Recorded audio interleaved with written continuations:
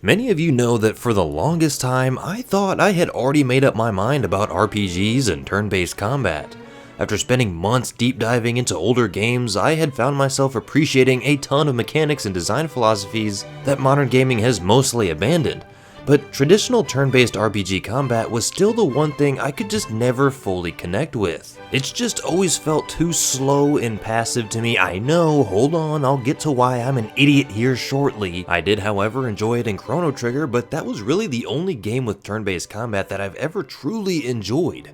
That being said, I haven't given these types of games a fair chance. As a matter of fact, I really haven't played any other than Chrono Trigger and Earthbound. I've just always preferred games that demand quick reactions, direct control, and a sense that I'm constantly engaged with what's happening on the screen. So going into Final Fantasy III on the SNES, or Final Fantasy VI as most people know it as today, I expected to appreciate its historical importance while still open to the possibility that I might enjoy the combat, but probably just confirming what I already believed about the genre. Well, I was completely wrong about RPGs and turn-based combat. Hey there all you beautiful guardians of the glaze.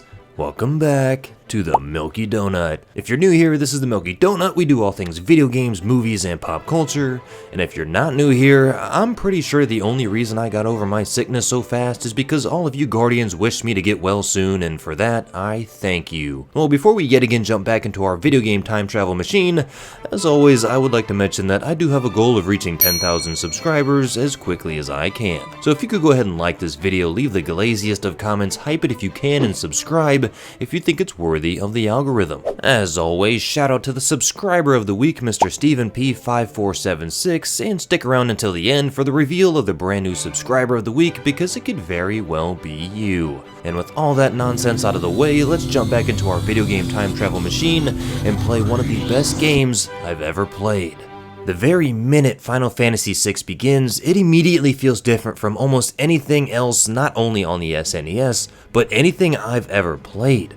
Before I even understood the story or what I was getting myself into, Final Fantasy VI opens with one of the most unforgettable scenes in gaming history.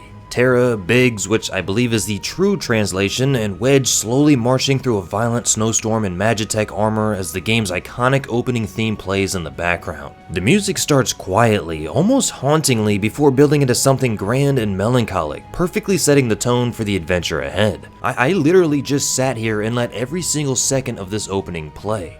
I knew I was in for the experience of a lifetime. In just a few minutes, the game establishes a world that feels heavy and mature, giving the sense that you're stepping into a conflict much larger than a typical fantasy quest. Narsh, and excuse me if I mispronounce any of these names because you know I love to do that here on the Milky Donut, but Narsh, the first town you encounter, leaves just as strong of an impression. Rather than opening in a bright medieval village like many RPGs of the era and the ones that I've played, such as Chrono Trigger, Narsh is a cold industrial mining city carved deep into the mountains, covered in snow and surrounded by steel structures and mechanical technology, giving a steampunk atmosphere, which is also one of my favorite aesthetics. Its aesthetic perfectly captures Final Fantasy VI's unique blend of traditional fantasy and steampunk design, where magic and machinery coexist but bound together by uneasy tension. The dark buildings, frozen landscape, and oppressive atmosphere make the world feel grounded and believable, and from the very first moments, it becomes clear this isn't just another colorful adventure. It truly feels like the beginning of something epic. If Chrono Trigger let me dip my toe into the waters of turn-based combat, then Final Fantasy VI threw me in headfirst, fully confident it had what it took to make me have an absolute blast. An absolute blast I had indeed. There's a reason why Final Fantasy VI is constantly brought up whenever people talk about the greatest RPGs ever made. At first glance, you notice the obvious things: an enormous story, that of which masterfully plays out, 14 playable characters, which is absolutely bonkers, one of the most iconic villains in gaming history, an absolutely unforgettable soundtrack, that of which we'll talk about here in a bit, don't you worry, and a world that feels massive despite existing on hardware from 1994. But what shocked me the most wasn't just how ambitious the game was for its time, it was how it managed to make me realize that turn-based combat could actually be very engaging when the systems around it are creative enough. It made me feel like an absolute imbecile for judging an entire genre based on one or two games. The story immediately establishes a much darker atmosphere than I expected from a Final Fantasy game. As per usual, I've never actually played a Final Fantasy game. I did, however, at least know the most famous characters like Cloud and Sephiroth because although I never played the games, I had friends who did, and when I was younger, I was actually obsessed with one of Square's line of action figures to the point where I'd buy them and try to make stop motion videos with the crappy little slider phone that I had at the time. Long story short, although not knowing much about the games at all, I did know about the characters, even if they were the most basic and noobish ones, which shockingly means I actually have nostalgia for the series, even if it's in a roundabout way. But other than that, I came into this completely blind. The basic premise seems straightforward enough. There's a tyrannical empire seeking power with a rebel faction called the Returners fighting back, and Terra, a mysterious young woman who escapes the empire after discovering magical beings known as Espers. But what follows is far more ambitious and just straight up fantastic than what the setup suggests. Terra's search for identity becomes the backbone of the story that involves betrayal, war, loss, redemption, and one of the most genuinely unsettling antagonists I think gaming has ever produced. I couldn't believe just how high the stakes constantly feel. This isn't one of those RPGs where the story exists purely as a vehicle to push you from dungeon to dungeon. It never underestimates its own potential. Characters suffer real consequences here. Entire lives are destroyed, families are torn apart, and there are moments that are so dark and so emotionally heavy that it's almost hard to believe that this was released on the SNES. I was not ready for the story that this game gave me. It never once feels sanitized or overly simplified for a younger audience. The world genuinely feels unstable, like things could spiral completely out of control at any moment, which is something I personally feel a lot of not only video games but also movies struggle with. Introducing what's supposed to be a constant threat that could end the world at any moment, but doesn't ever really feel that way because the plot makes its way through without really giving any heavy or high-stake moments. Well, not Final Fantasy VI. I had heard for years that Kefka was one of gaming's greatest villains because, as I said, I did know a lot of the characters, but I didn't really know them. I didn't really understand why Kefka was so infamous until actually experiencing him for myself. What makes him such a great villain isn't just that he's evil, because there are plenty of villains that are evil. It's the unpredictability. He constantly feels unstable in a way that makes every single scene involving him uncomfortable. One second he's almost cartoonishly ridiculous, and the next he becomes genuinely disturbing in that Homelander-esque type of way. Even decades later, he still feels unique compared to a lot of modern antagonists who often feel overly polished or predictable. Kefka has this chaotic energy that makes him impossible to ignore. Not to mention his final battle theme. Yeah, I told you we would talk about the music here because, as Uncle Bob said in the comments of my post, this is one of those few games where the music alone makes the game worth playing. It's crazy just how aggressive and energetic the music feels, especially during the regular battle and definitely the final battle themes. For a game released in 1994 on the SNES, you'd expect a fairly standard fantasy soundtrack, but brother, hell no. Composer, excuse me if I butcher this, Nobuo Uematsu instead delivers something that feels decades ahead of its time. The man deserves his flowers, and I'm here to give him an entire bouquet because the battle themes have this frantic driving momentum that almost sounds closer to progressive rock and early heavy metal than traditional RPG music. And if you don't know, I am very much a metalhead to my core, so I'm especially here for some metal undertones. It gives every encounter again a sense of urgency, transforming what could have been repetitive turn-based combat into something genuinely exciting. And during my research, which I always do, I discovered that even players who aren't normally drawn to older RPGs, such as myself, often point out how unexpectedly intense the soundtrack feels, and it's impossible to not notice how much energy it injects into every single fight. Do you need to fix bad posture, dear Guardian? Well, just do what I did and go into one of your first turn-based encounters in Final Fantasy VI expecting slow, tedious single-click combat only to quickly snap your spine into a 90-degree angle from the sheer shock of what the hell you're about to experience. But what makes the final battle theme especially memorable is how perfectly it captures the feeling of a climactic showdown. And if you've watched my A Link to the Past video, you know I'm a sucker for a good climactic payoff. The composition is fast, chaotic, and relentlessly dramatic, pushing the SNES hardware far beyond what I was ready for. Fans have pointed out similarities between Uematsu's work here and classic rock bands like Deep Purple, and that influence makes perfect sense when listening closely to the pounding rhythm and almost guitar-like melodic phrasing hidden within the limitations of 16-bit sound. It's a reminder that even this early in the series, Final Fantasy was already establishing one of its defining strengths, treating music as more than background noise.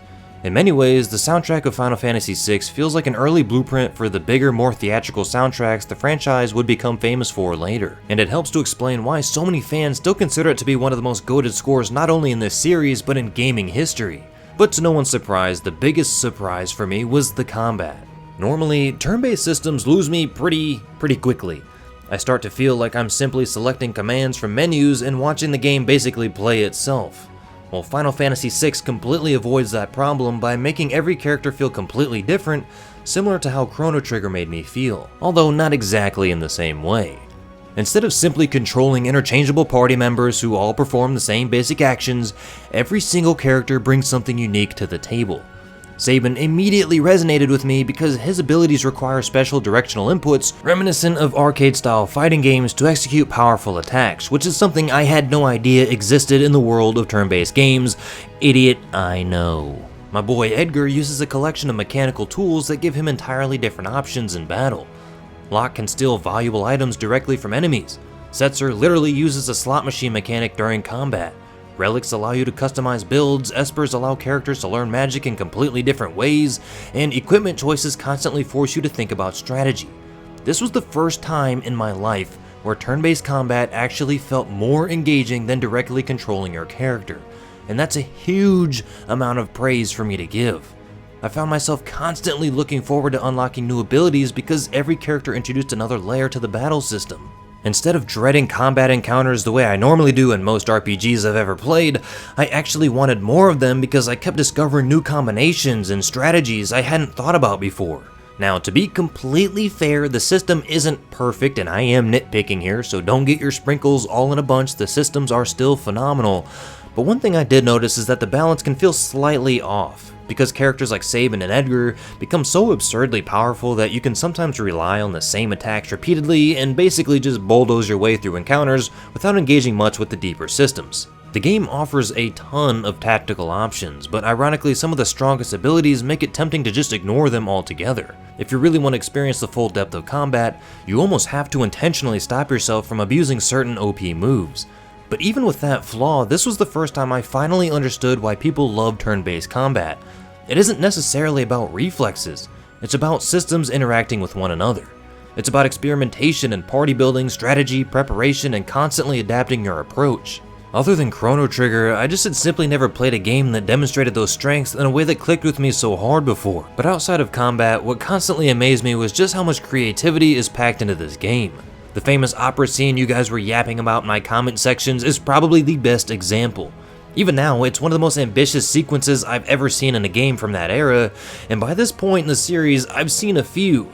You're navigating through the rafters above a live opera performance while trying to stop a villain's plan, all while making sure the correct dialogue choices are selected so the performance continues uninterrupted below. Does the scene directly impact the main story in a major way?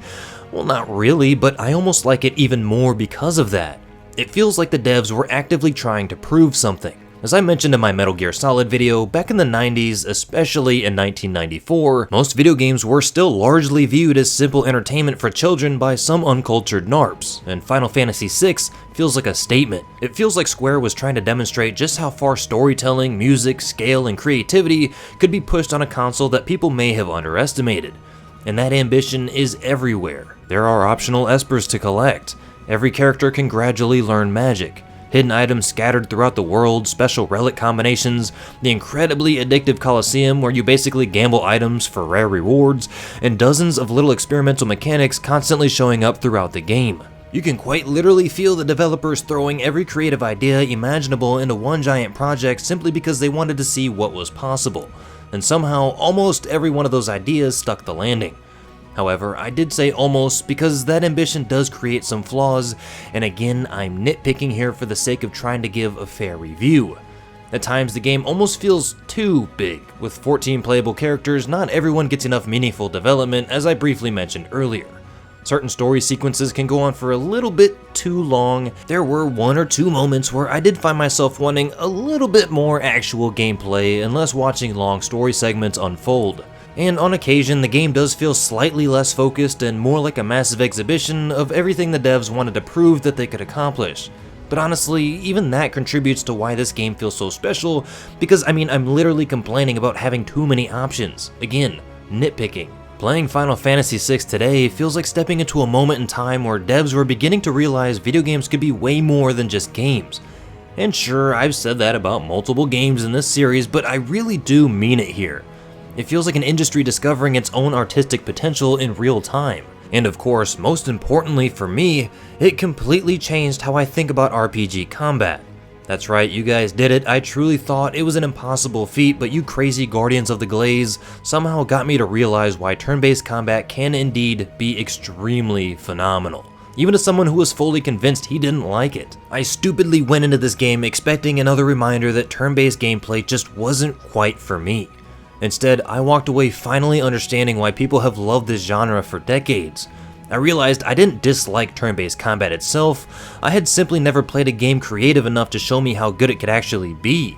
At the beginning of this glorious series, if you had told me that a 30-year-old SNES RPG would fundamentally change how I think about an entire genre, I would have laughed at you and called you a crazy little donut hole, but now I understand that I am indeed the idiot within that equation. And with that, Final Fantasy VI is an absolutely legendary game. And for me personally, the single best turn-based combat game I've ever played and one of my favorite games that I've played so far in this series. And not only within this series, but of all time. And if that's not giving Final Fantasy VI the glaze it deserves, then I don't know what is. But with that being said, we come to the end of our time travel journey. As always, I had an absolute blast playing Final Fantasy VI. But I have to say, this was a special experience for me. Because as many of you guys recommended, I took my time with this one, because I could only experience it for the first time once. And I know many of you would do anything to experience this game for the first time again. Well, I'm here to tell you that experiencing it for the first time in 2026 is just as good as you remember it was in 1994.